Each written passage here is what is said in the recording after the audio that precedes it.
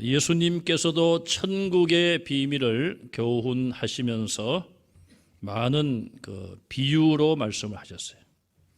신천지를 비롯한 여러 이단들이 발생했는데 그들은 성경의 비유를 이상하게 해석을 합니다. 성경을 성경으로 해석을 해야 되고 또 비유 같은 것도 성경적으로나 신학적으로 성경에 맞게 해석을 해야 되는데 사람들의 생각으로 자의적인 해석을 함으로 진리를 떠나게 되고 그 비유가 가르치는 진정한 뜻을 왜곡시키는 그런 주장들을 이단의 교주들이나 지도자들이 함으로 인하여 이단이란 말을 듣게 되는 것이죠. 자, 이런 비유의 가르침은 듣는 자로 하여금 그 비유를 좀 더 실감 있고 정확하게 깨닫게 하시려고 비유로 말씀을 하고 있습니다. 오늘 본문 말씀도 2절에 보시면은 하나님께서 에스겔에게 말씀하시기를 너는 이스라엘 족속에게 수수께끼와 비유를 말하라. 수수께끼. 여러분 수수께끼가 뭡니까? 어떤 좀 어려운 문제를 내고 그걸 이렇게 막 추리해서 답을 찾아가는 그런 것이 수수께끼 아닙니까? 그래서 그런 오늘 내용에 보시면은 그런 좀 내용이 본문에 나와 있어요. 비유라고 크게 생각하면 되겠습니다. 비유를 통해서 에스겔이 하나님의 뜻을 전하라는 것입니다. 자, 그러면 오늘 본문에 보시면은 첫째로 독수리 비유가 나옵니다. 두 마리의 독수리와 포도나무의 비유가 등장을 합니다. 3절에서 21절까지. 자, 두 마리의 독수리 가운데 첫 번 독수리가 나옵니다. 3절에 보시면은 색깔이 화려하고 날개가 크고 깃이 길고 털이 숱하게 많은 큰 독수리. 여러분 독수리 하면은 새 가운데 거의 왕이 아닙니까? 그 독수리가 큰 독수리가 나오고 있어요. 외형으로 볼 때에 크기도 하고 덩치가 크고 또 아주 화려한 그런 독수리가 등장을 합니다. 고대 근동의 여러 나라 왕들은 자신을 표현할 때에 독수리에 비유를 했어요. 독수리. 그러니까 여기 나오는 독수리는 어느 나라의 왕이다. 그렇게 생각하시면 되겠죠. 두 번째 독수리도 나오는데 그 역시 왕을 상징적으로 말하고 있습니다. 자, 이 첫 번 독수리는 누구를 말하는가? 정답을 말씀드리면은 바벨론의 느부갓네살 왕을 비유적으로 말씀을 하고 있어요. 하나님께서 바벨론의 느부갓네살 왕을 화려하고 큰 독수리로 비유하여 이제 이스라엘에게 이 말씀을 에스겔로 하여금 전하게 하는 거예요. 4절에 보시면은 그 독수리가 어떤 일을 하는가? 레바논에 가서 백향목 높은 가지 끝에 연한 가지를 꺾어서 상인들의 성읍에 두었다. 그렇게 말하고 있습니다. 이것도 역시 비유이기 때문에 우리가 해석을 해야 되는데요. 물론 오늘 본문 11절 이하에 가면은 하나님께서 친히 또 해석을 또 해놓으신 거예요. 해석을. 그래서 제가 이 비유와 해석을 설명을 하면서 말씀을 드리려고 합니다. 자, 여기 그 독수리는 바벨론 왕이라고 그랬어요. 그리고 레바논에 갔다. 레바논은 이스라엘 땅을 상징하고 있어요. 유다를 의미하고 있어요. 백향목의 순을 잘라갔다.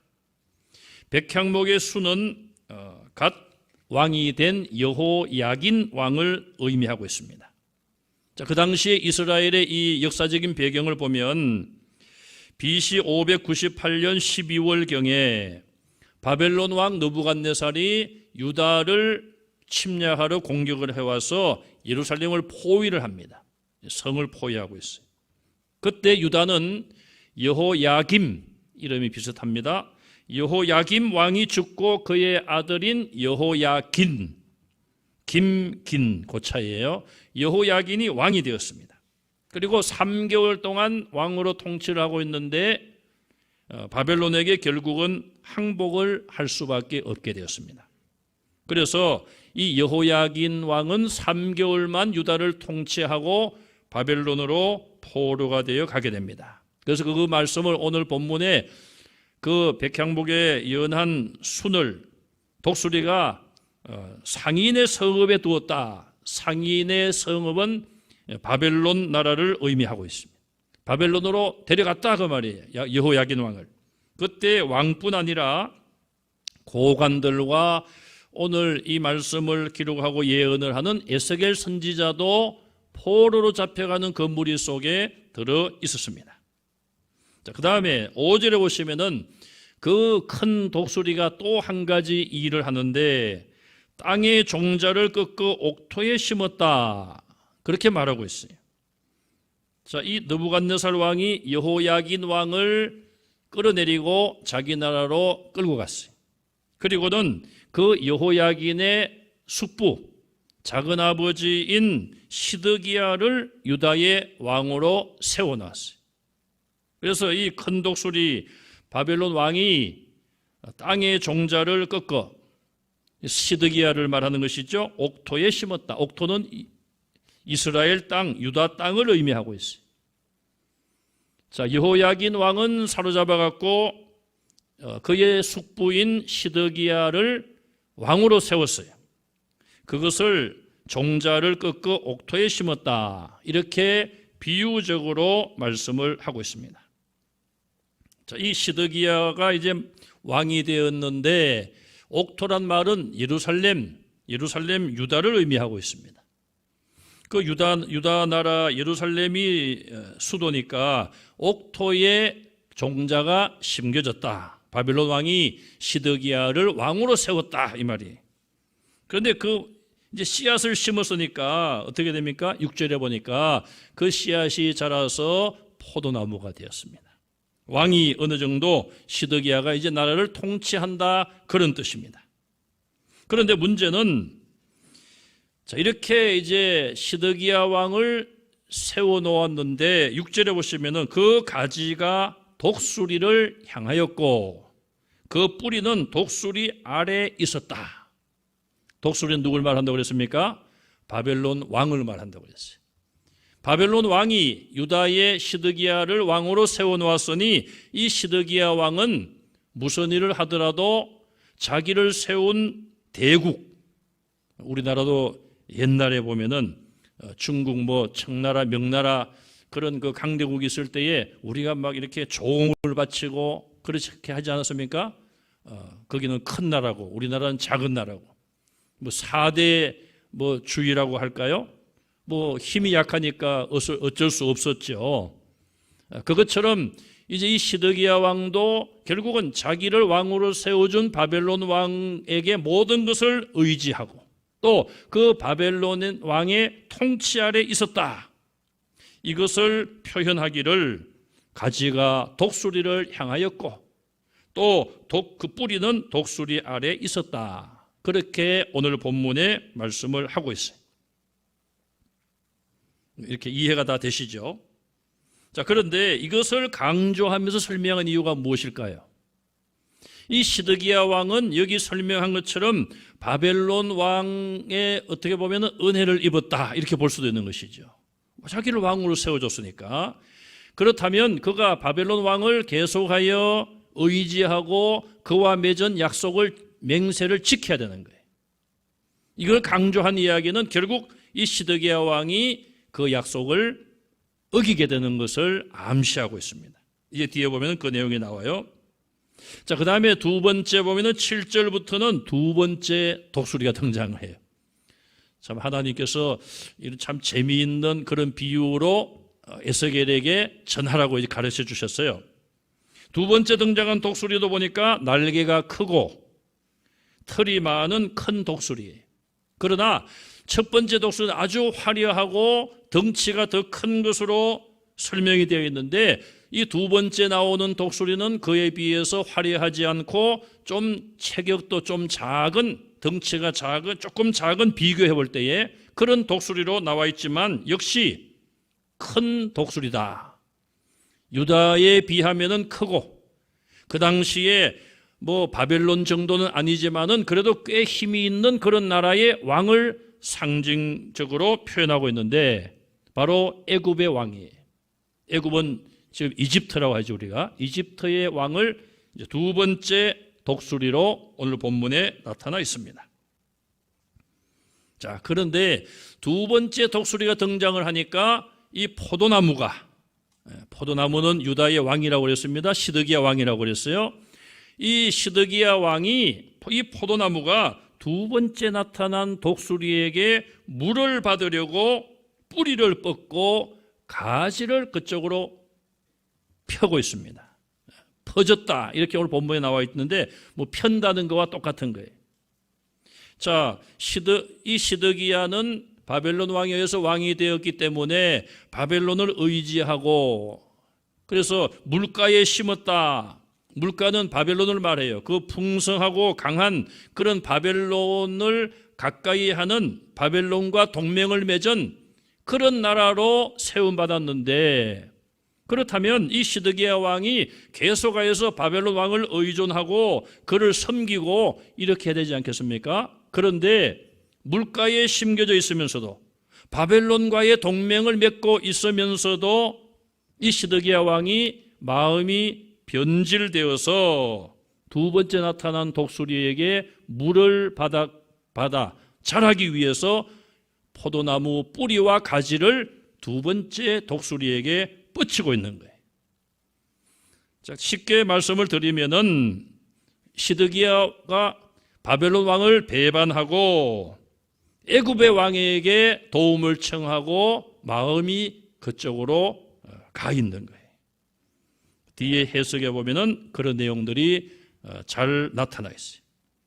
이것은 성경의 기록일 뿐 아니라 그 당시 실제적으로 그 주변 국가들에게 있었던 국제 정세에 그래서 그 당시 이집트 애굽의 왕은 삼메티쿠스나 혹은 호프라 두 왕 중에 한 명일 것이다. 그렇게 추정을 하고 있습니다. 그런데 성경에 보면은 두 번째 나타난 독수리가 가만히 있어요. 아무것도 하지 않고 있는데 이 시드기야 왕이 유다의 시드기야 왕이 그 애굽 왕에게 도움을 청하고 좀 도와달라. 사신을 보내고 뭐 선물을 보내면서 우리를 좀 도와달라. 그런 것을 요청하고 있다는 거예요. 애굽이 먼저 뭐 이렇게 우리가 도와주겠다라든지 우리 편에 되어달라든지 그런 걸 하지 않았는데도 시드기야 왕 스스로가 바벨론 왕을 배반하고 애굽 왕에게 도움의 손길을 내밀고 사신을 보내고 그런 일을 했다는 것이죠. 자, 그렇다면 여러분들이 바벨론 왕이라면은 기분이 어떨까요? 그동안 내가 왕으로 세워주고 이렇게 도와주고 내 말도 잘 듣고 그러니 이 바벨론은 이제 통치 국가죠. 유다는 식민지 국가예요. 그러나 식민지 국가이지만 왕을 세우고 이 바벨론 왕이 자기 마음대로 해왔는데 어느 날부터 보니까 자기 말을 잘 안 들어요. 선물도 잘 안 가져오는 것 같고 또 보니까 뭐 이 옛날에도 그 뭐 소식통이 있지 않겠습니까? 애굽에다가 사신을 보내고 자기에게 충성하던 시드기야 왕이 애굽 왕에게 사람을 보내고 애굽 왕에게 도움을 청하는 그런 것이 감지가 되고 어느 날부터 보니까 완전히 마음이 자기에게서 돌아가서 애굽 왕에게 가 있는 거예요, 마음이. 그러면은 여러분들이 바벨론 왕 같으면 기분이 좋지 않죠. 저 시드기야 왕 좀 보게. 뭐 그렇게 하겠습니까? 요즘 말로 하면 저놈 좀 보게. 많이 컸네. 이제 많이 커서 내 말을 안 듣네. 이게 이제 바벨론 왕의 기분도 상해지고 시드기야 왕이 그런 선택을 한 것이죠. 그래서 9절 말씀에 보세요. 9절에 보시면은 이 독수리가 어찌 그 뿌리를 빼고 열매를 따면 그 나무를 시들게 하지 않겠느냐. 9절에 나오는 이 독수리란 말은 우리가 가지고 있는 이 성경은 이게 앞에 독수리를 말하는 건지 뒤에 독수리를 말하는 건지, 이 우리가 가진 성경으로 보면 뒤에 독수리를 뜻하는 것 같아요. 그런데 이건 조금 번역이 조금 미흡해요. 이건 이제 첫 번 독수리를 말하는 거예요. 첫 번에 크고 화려한 그 독수리가 이 포도나무가 자기에게 도움을 청하지 아니하고 두 번째 독수리에게 물을 달라고 도움을 청하는 것을 보고 가만히 두겠느냐 이 말이에요. 첫 번 독수리가 뿌리도 뽑아버릴 것이고 열매도 다 없게 하고 나무도 시들게 한다 이 말이죠. 그래서 아예 뿌리채 뽑을 것이다. 멸망시킬 것이다 그 말이에요. 그래서 첫 번 독수리인 바벨론 왕 느부갓네살이 결국 유다를 멸망시킵니다. 자, 이 사건이 시드기야 왕이 애굽을 의지하는 이런 모습이 나타나기 전까지는 바벨론 왕이 유다 나라를 완전히 멸망시키지 않았어요. 그냥 식민지 국가로 삼고 왕을 세워서 자기 마음대로 하는 그 정도로 있었는데, 시드기야가 자기를 배반하고 애굽 왕에게 도움을 청하고 가까이 하자 이 분노하는 것이죠. 분노하고 또 하나님께서도 허락을 하시는 거예요. 하나님께서도 이 유다의 완전한 멸망을 허락하시진 않은 것 같아요.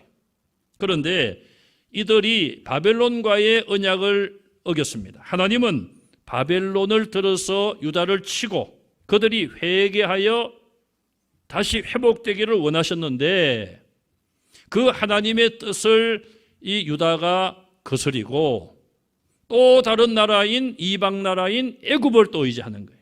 이 애굽이란 나라도 하나님을 모르는 나라요, 수많은 우상과 이방신을 섬기는 나라 아닙니까? 그러니 하나님께서도 그것을 허락을 하셔서 바벨론 왕의 마음을 움직여서 결국은 남쪽 유다마저도 나라가 멸망을 하게 되는 것이죠. 자, 처음에 그러면 시드기야가 이제 왕이 되었을 때에 바벨론 왕에게 맹세를 했겠죠. 오늘 본문에도 보면은 그 맹세, 약속 이런 그런 것들이 나옵니다. 왕으로 세워주면서 당신은 내게 충성을 맹세해라. 그럼 이 시드기야 왕이 자기는 하나님을 믿는 나라의 왕이기 때문에 믿음이 적다 할지라도 형식적으로라도 그 왕과 서약을 하면서 자기가 섬기는 신의 이름으로 서약을 하는 것이죠.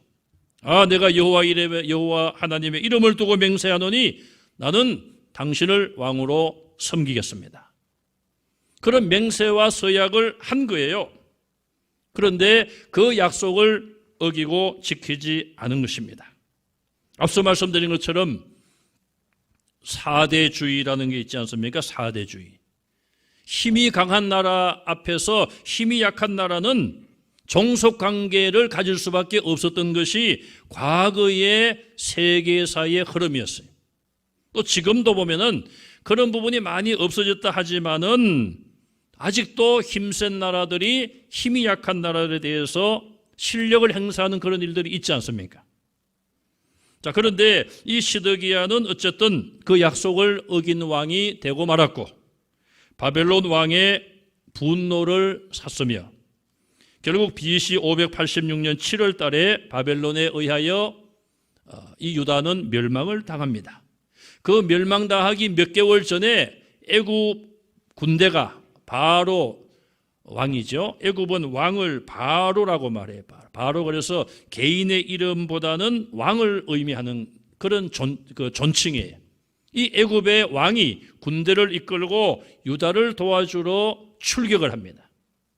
그런데 그런 일이 벌어지니까 바벨론 군대가 예루살렘을 포위하고 있다가 애굽 군대가 온다고 하니까 예루살렘 포위를 풀고 군대를 내려보내서 애굽과 싸우려고 군대를 내려보내요. 남쪽으로. 그런데 얼마 되지 아니해서 무슨 일인지는 알 수 없습니다. 성경이나 그런 기록이 별로 없어서 애굽이 전쟁에서 졌다든지 혹은 무슨 일이 있었는지 모르지만 애굽 군대가 애굽으로 돌아가게 돼요. 그러니 시드기야 왕은 애국 군대가 도와줄 줄 알았는데 애국 군대가 왔다가 유다를 도와주지 못하고 돌아가 버리는 거예요. 그렇게 되자 결국은 바벨론이 왕이 분노하여 유다를 공격하여 유다가 BC 586년 7월 달에 나라가 망해버립니다. 완전히. 자, 이것이 오늘 이 비유에 나오는 두 독수리와 포도나무의 이야기예요. 그런데 이것을 좀 더 넓혀보면은 우리가 적용을 해보면은 바벨론 왕과 애굽 왕과 유다 시드기야 왕 세 왕의 이야기고 세 나라의 이야기인 것을 알 수 있습니다. 13절에서 18절 말씀을 보면은 비유에 대한 해석의 말씀이 이어지는데 계속해서 나오는 말이 맹세, 언약, 배반, 저버렸다. 이런 말씀들이 계속 나오고 있습니다. 앞서 설명드린 것처럼 유다의 마지막 왕이 시드기야 왕인데 이 시드기야 왕이 바벨론 왕과의 맹세와 서약을 저버리고 그것을 배반했다. 그렇게 이해를 하시면 되겠습니다. 자, 결국은 이 유다 나라가 바벨론을 배반했고 시드기야 왕이 느부갓네살 왕을 배반한 것이지만 또 한편으로는 하나님의 뜻을 어긴 것입니다. 하나님께서는 유다로 하여금 바벨론의 속국이 되게 하여 그들이 회개하기를 기다리셨는데 회개하기는커녕 선지자의 말을 듣지 않습니다. 하나님은 선지자를 보내서 경고하십니다. 너희가 애굽을 의지하지 말아라. 애굽을 의지하면 안 된다. 그냥 바벨론의 속국으로 있어라. 그것이 하나님의 뜻임에도 불구하고 하나님의 말씀을 듣지 않고 애굽을 의지함으로 인하여 결국 나라가 망하게 된 것이죠. 자, 마지막으로 우리가 22절부터 24절을 읽었는데요. 오늘 이 본문에 넣지 않았는데 사실 내용이 그렇게 많지 않아서 같이 내용을 읽었습니다. 자, 이 말씀을 보면은 이렇게 남쪽 유다가 이제 망하는데 하나님께서는 그런 멸망 가운데서도 미래의 소망을 약속하고 있습니다. 앞에 3절, 4절에서 보면은 백향목의 가지의 끝순을 꺾어서 여호야긴 왕이라고 그랬죠. 바벨론에다가 두었습니다. 그때 나오는 이 백향목의 가지의 끝은 멸시와 천대의 상징이었어요. 그러나 22절의 백향목 가지는 회복과 소망에 대한 약속을 하나님께서 이스라엘에게 주고 계십니다. 그래서 22절에 보면 하나님께서 백향목 끝순을 꺾다가 이스라엘의 높은 산에 심으시고 그 순이 자라서 열매를 맺고 아름다운 백향목 나무로 성장을 합니다. 그러면은 여러분 나무가 크면은 거기 각종 새들이 와서 깃들고 그늘에서 쉬지요. 이스라엘의 이 높은 산은 시온산을 의미합니다. 언젠가는 다윗 왕조가 회복될 것이고 다윗 왕의 후손이 와서 이스라엘을 다스릴 것을 소망적으로 약속한 말씀이에요. 결국 이것은 누구를 뜻합니까? 다윗의 자손을 통해서 오실 예수 그리스도, 메시아이신 예수님의 오심을 말하고 있는 것입니다. 그래서 24절 마지막에 보면은 들에 있는 모든 나무들이 여호와 하나님이 누구이신 줄을 알게 되리라. 그러면서 하나님은 높은 나무를 낮추시기도 하고 또 낮은 나무를 높이시기도 한다는 거예요. 여기서 높은 나무를 낮추시는 것은 시드기야 왕을 상징적으로 말해주고 있습니다. 자, 이렇게 유다의 멸망을 선포하시면서도 우리 하나님께서는 높은 자는 낮추시고 낮은 자는 높이신다. 또 언젠가는 다윗의 왕조가 회복될 것이다. 그것을 소망적으로 말씀을 하고 있습니다. 이제 말씀을 정리해 보겠습니다. 자, 이 남쪽 유다 시드기야가 바벨론을 배반하고 언약을 약속을 어기고 애굽을 의지했습니다. 그것이 나라의 멸망의 원인이었어요. 어떤 목사님은 이 말씀을 이렇게 적용을 합니다. 뭐 여러분들이 들으시고 여러분들 믿음대로 그냥 받아들이시면 되겠어요.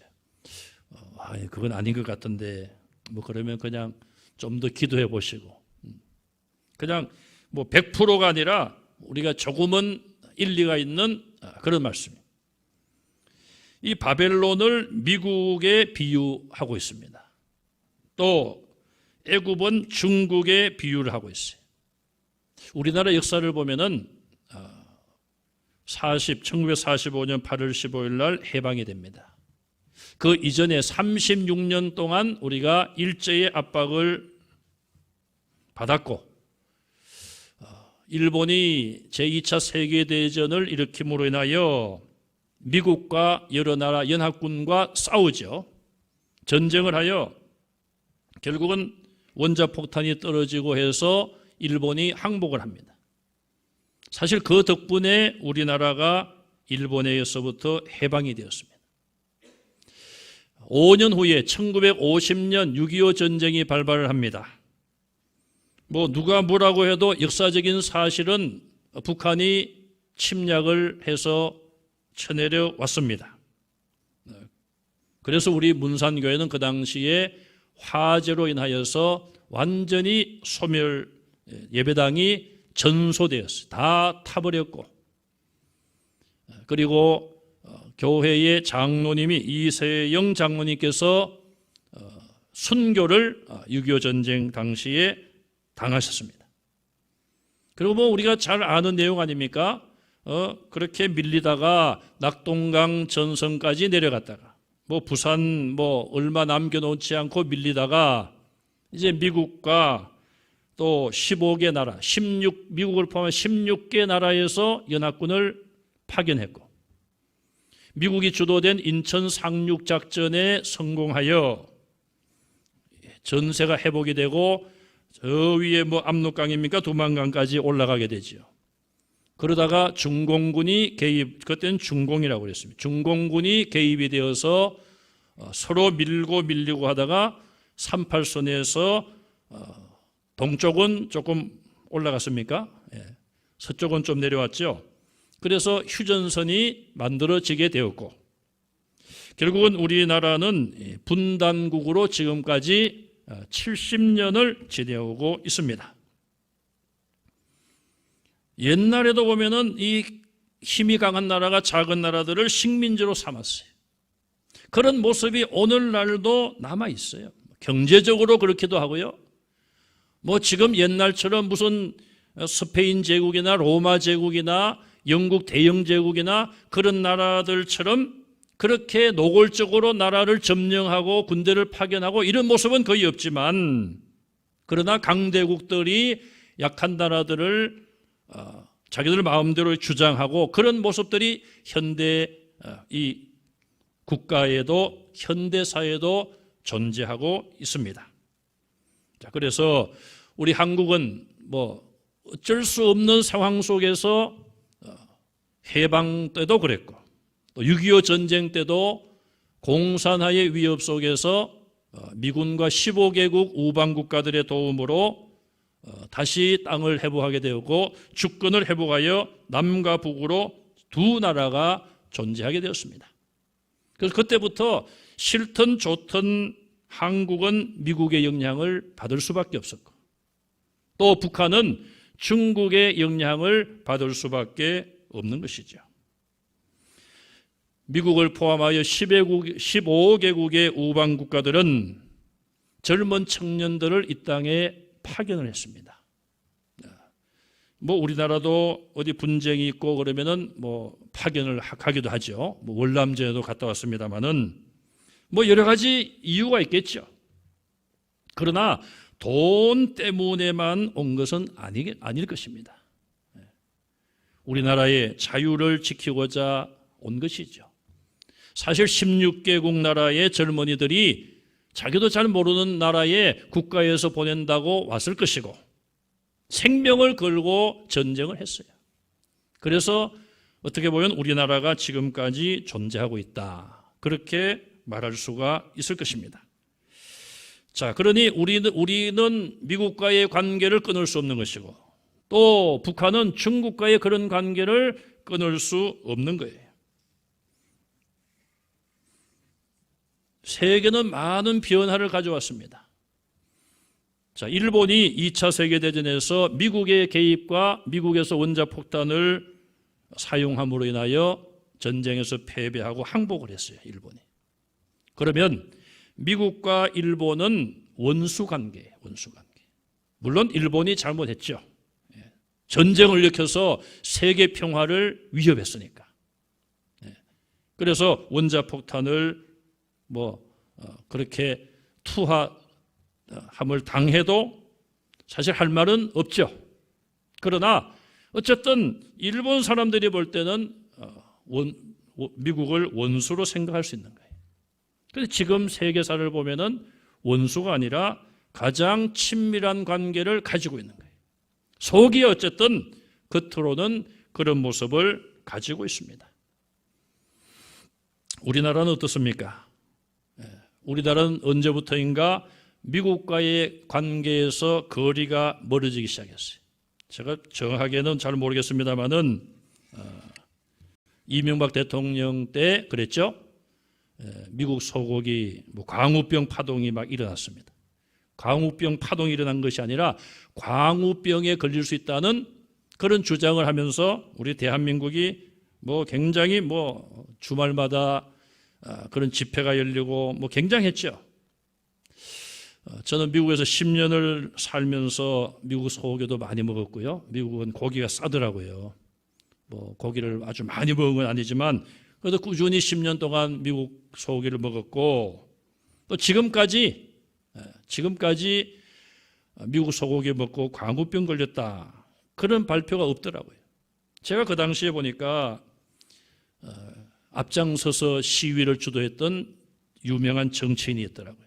이름만 대면 다 아시는데 그분이 그렇게 그 앞장서서 시위를 주도하고 하더니 나중에 미국으로 가더라고요. 미국으로. 제가 개인적으로 언젠가는 한번 만나겠죠. 기회가 있으면은 서쳐가더라도 제가 붙잡고 한번 물어보려고 그래요. 그때 미국 가셔서 미국 소고기 드셨습니까? 안 드셨습니까? 미국 햄버거 먹었습니까? 안 먹었습니까? 근데 물어보고 싶더라고요. 그리고 대한민국에서 미국을 적대시하고 반미 운동을 하는 사람들이 꽤 있습니다. 싫어한다고 하든지, 싫어하든 좋아하든 건 개인의 자유예요. 그런데 우리나라의 지도층들 가운데 자기 자녀들을 미국으로 유학을 보낸 사람들이 꽤 많아요. 꽤 많아요. 저는 이런 모습을 보면서 지식인들과 지도자들이 모르겠어요. 적을 알아야지 적을 이길 수 있다. 그래서 보는 건지 모르겠습니다만은 그렇게 미국에 대해서 나쁜 감정을 가지고 반미 운동을 하고 하는데 왜 자녀들을 미국에 보내서 공부를 하게 합니까? 그건 이율 배반이죠. 저 같으면 그렇게 안 해요. 저 같으면은 만약에 중국이나 러시아나 이런 나라를 좋아하면 거기 보내야죠. 자기가 좋아하는 나라에 유학도 보내고 또 자기가 좀 쉬고 이렇게 하려면 공부를 하려면 그런 나라 가서 공부를 해야죠. 앞에서는 그렇게 반미 그런 운동을 하고 슬그머니 미국 가서 좀 쉬다가 오고 이건 이율 배반적인 거예요. 제가 이 말씀을 드리는 이유는 오늘 이 본문의 말씀이 우리나라의 상황과 그렇게 다르지 않다. 그렇게 목사님들이 보고 있습니다. 그래서 제가 말씀드린 것처럼 개인에게는 중국을 좋아하든 미국을 좋아하든 자유예요. 또 반대로 미국을 싫어하든 중국을 싫어하든 개인의 자유입니다. 그건 개인의 자유예요. 시드기야 왕이 바벨론을 배반하고 애굽 왕에게 손을 내미는 것 시드기야 왕의 자유예요. 그러나 문제는 자유와 선택에는 책임이 따르는 거예요. 책임이 달라요. 자, 일본 같은 경우에 미국과 철천지 원수가 아니겠어요? 그 원자폭탄 때문에 수많은 사람이 희생을 당하고 아직도 그 후유증을 앓는 사람 그 후손들이 있을 텐데 철천지 원수 아니에요? 그런데 일본은 누구보다도 미국과 밀접하게. 왜? 결국은 자기 나라의 이익을 위해서예요. 자, 우리나라가 그러면은 우리나라 이익은 무엇인가? 지금 북한은 핵무기로 무장하여서 미국과 시비를 붙고 있습니다. 사실 중국이나 북한이나 그 모든 핵무기와 미국이 가진 핵무기와 비교해보면 비교할 수가 없죠. 비교할 수 없어요. 군사력 같은 건. 그럼에도 불구하고 핵무기 때문에 강대국들과 어떤 거래를 북한이 하고 있습니다. 우리는 그걸 못하고 있어요. 왜? 핵무기가 없지 않습니까? 그러면은 어떤 사람도 그런 이야기를 합니다. 왜 뭐 북한이나 미국이나 소련이나 러시아나 중국 같은 데 왜 핵무기를 가지고 있으면서 다른 나라는 못 가지게 하느냐? 처음부터 안 만들었으면 좋았죠. 처음부터. 그러나 지금 만들어진 걸 어떻게 하겠습니까? 그렇다고 해서 모든 나라가 다 핵무기를 만들어 가지고 그거 가지고 그냥 무기로 삼는다면은 정말 이 땅에 평화가 정착하기는, 세계 평화는 사라질 것입니다. 그러니 지금 이렇게 된 것은 인정할 수밖에 없는 것이고, 지금 상황 속에서 정말 인류의 불행인 그런 핵무기가 사용되지 않도록 해야 되지 않겠어요? 그래서 우리가 늘 기도하는 것도 북한이 핵무기를 포기하도록, 또 우리나라에서도 그런 목적을 가지고 지금 북한 간의 그런 관계를 가지고 있는 거 아니겠어요? 핵에서 자유로운 한반도가 될 수 있도록. 이건 뭐 여당이나 야당이나 사실 같은 목표로 우리가 알고 있습니다. 핵으로 무장하는 것이 아니라 무장 해제, 한반도에는 핵무기가 없는 것을 목적으로 우리가 그렇게 하고 있어요. 그렇게 하기 위해서는 뭐 일본 같은 경우에는 핵우산이라고 하죠. 자기들이 어떤 힘을 하거나 준비하는 것이 아니라 미국의 핵무기 우산에 들어가서 자유를, 자기들이 평화를 지키겠다는 거예요. 그래서 그들이 미국과 밀접한 관계에 있습니다. 사실 일본 사람들의 속내를 우리가 잘 모르잖아요. 우리가 누구를 좋아하고 싫어하든 그거는 자유입니다. 그러나 그 결과에 대해서는 우리가 책임을 질 수밖에 없는 거예요. 시드기야 왕이 하나님의 뜻을 거역하고 바벨론 왕과 맺었던 그런 약속을 파기함으로 인하여서 나라가 결국 멸망하고 백성들은 희생을 당하고 흩어지고 외국의 포로가 되어 잡혀가고 그런 불행을 초래하고 말았습니다. 우리는 오늘 우리나라가 시드기야 왕처럼, 유다처럼, 나라가 망한 유다처럼 되지 않도록 우리는 기도해야 됩니다. 그래서 하나님이 우리나라에 향하신 뜻이 무엇인가, 우리 한국교회에 향하신 뜻이 무엇인지를 깊이 생각해요. 더군다나 코로나19로 인하여서 우리 한국은 여러 가지, 한국교회는 어려움을 겪고 있습니다. 오래전 이야기입니다마는 모 대통령이 대통령으로 있을 당시에 기독교 말살 10계명을 만들었대요. 이건 제가 하는 이야기가 아니라 그 당시에 그 일에 관계되었던 사람들이 하는 증언이에요. 기독교를 없애기 위해서 기독교 말살 정책을 10가지를 세웠다가 모르겠습니다. 몇 가지를 지금 이행하고 있는지 몰라도 오래전 이야기예요. 자, 교회가 정말 나라가 어려울 때에 우리가 기도해왔고, 물론 교회가 잘못함으로 나라의 어려움이 온 적도 없지 않아 있습니다. 그래도 우리가 참 회개하고, 지금 이 코로나19를 통해서도 제가 늘 강조한 것이 그거 아닙니까? 우리가 더 많이 회개합시다. 더 많이 기도합시다. 더 많이 하나님께 기도하고 하나님의 도움을 구합시다. 그렇게 제가 늘 강조해 왔어요. 그래서 이런 참 한국교회가 위기를 맞이했어요. 우리는 속히 이 문제가 해결돼야 되고, 또 우리나라가 지금 강대국들 사이에서 참으로 많은 시련기를 가지고 왔어요. 지금까지 시련을 많이 당해왔습니다.